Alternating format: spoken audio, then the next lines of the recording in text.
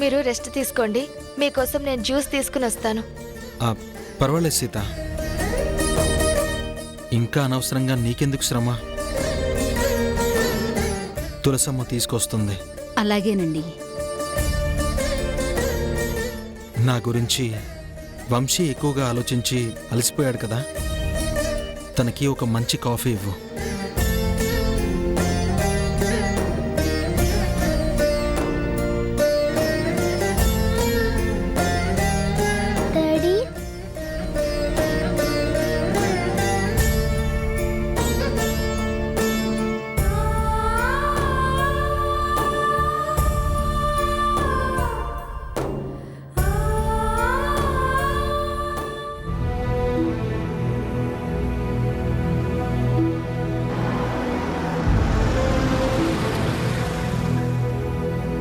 అయ్యో, యాక్సిడెంట్ అయినట్టుంది.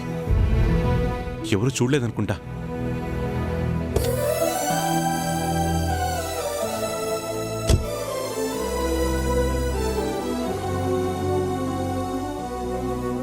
బాబు, బాబు,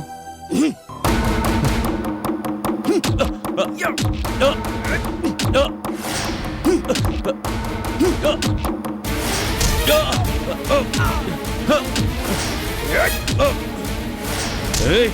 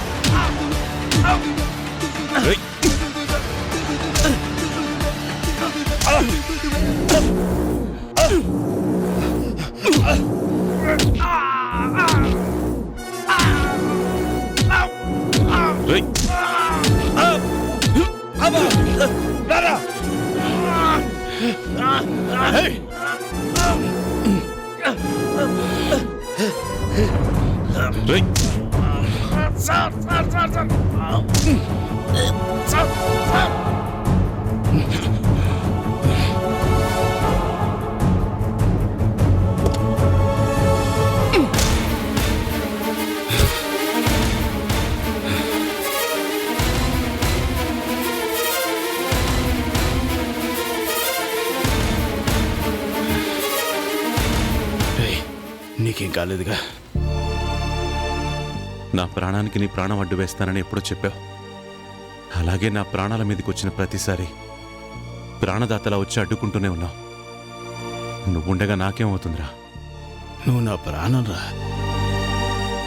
చాలా రోజుల తర్వాత మనిద్దరం ఇలా మాట్లాడుకుంటున్నాం. ఈ మధ్యకాలంలో నీతో మాట్లాడాలని ఎన్నో విషయాలు పంచుకోవాలనుకున్నాను, కానీ నీకెదురుపడి మాట్లాడలేకపోతున్నాను రా. మన స్నేహితులరా, మన ఇద్దరి మధ్య మొహమాటాలు ఎందుకుంటాయి? ఏమన్నా మనస్పర్ధలు వచ్చినా అవి గాలివాటంలా వస్తూ ఉంటాయి, పోతూ ఉంటాయిరా.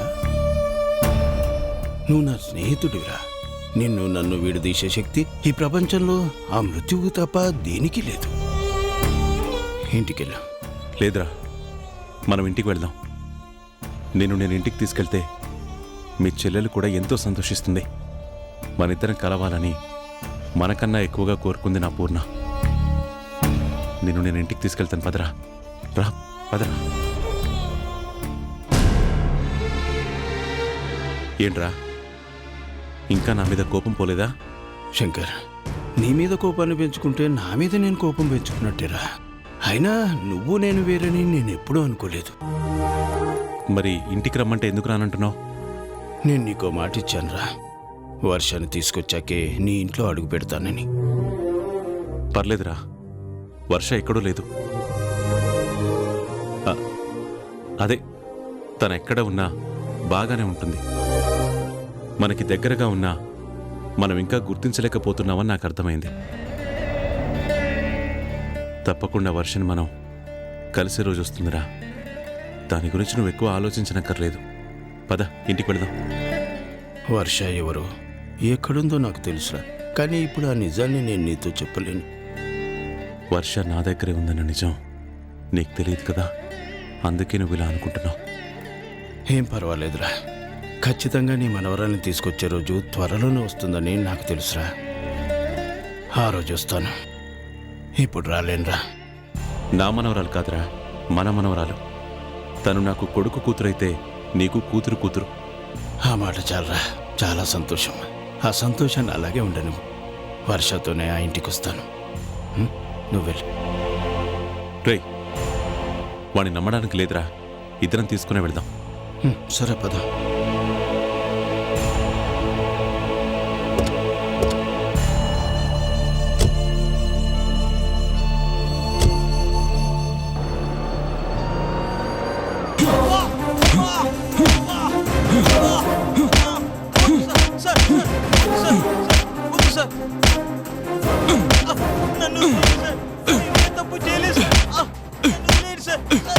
నిన్నెలా వదిలేస్తారా? చంపమని పంపిస్తే సన్నాసిలా పారిపోయొచ్చావు.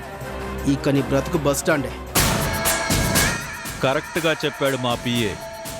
మా పిఏ మీకు డబ్బిచ్చింది, కావలసినంత మందిచ్చింది, తినడానికి బిర్యానీ ఇచ్చింది నేను చెప్పిన పని చేస్తారని. దున్నపోతులా తిని కండబలం చూపించండిరా అంటే పిక్క బలం చూపించి పారిపోయి వస్తారా మీరు?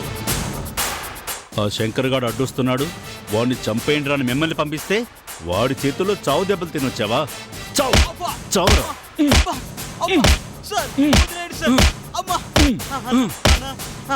నువ్వే నన్ను కాపాడాలన్నా. అన్నా వీళ్ళు నన్ను చంపేస్తారన్నా. అన్నా నీకు దండం పెడతానన్నా, నువ్వే నన్ను రక్షించన్నా. మామా అన్నా రేయ్, నువ్వు ఇక్కడ ఉండొద్దు, వెళ్ళిపో. అలాగేనా అలాగేనా అన్నా. అల్లుడు, వాడిని అలా వదిలేసావేంటి? వాడిని చంపేయాలి. మావా, వీళ్ళంతా మన మనుషులు, మన ఉప్పు తిన్నవాళ్ళు, మనకి విశ్వాసంగా ఉంటారు. మన వాళ్ళని మనం చెప్పడం ఏంటి? వీడిని ఎంత కొట్టినా ప్రయోజనం లేదు. కానీ వీడితో పాటు వెళ్ళినవాడు ఇప్పుడు సూర్యం దగ్గర బందీగా ఉన్నాడు. వాడు గొంతు విప్పే వరకు సూర్యం చిత్రహింసలు పెడుతూనే ఉంటాడు. వాడు నిజం చెప్తే అప్పుడు ఏం జరుగుతుందో ఆలోచించాలి. అది మాత్రం జరగకూడదు. పొరపాటున వాడు మన పేర్లు చెప్పాడు అంటే తెల్లారేసరికి మనందరికీ ఆ సూర్యం గోరి కట్టేస్తాడు. ఇప్పుడు ఏం చేద్దాం? ఇంకా చేయడానికి ఏముంది? దొరికిపోయాడు అని అన్న చెప్తున్నాడు కదా. వాళ్ళు కొట్టే దెబ్బలు తట్టుకోలేక వాడు మొత్తం నిజం కక్కేస్తాడు. మనందరం ముందే పారిపోవడం మంచిదేమో.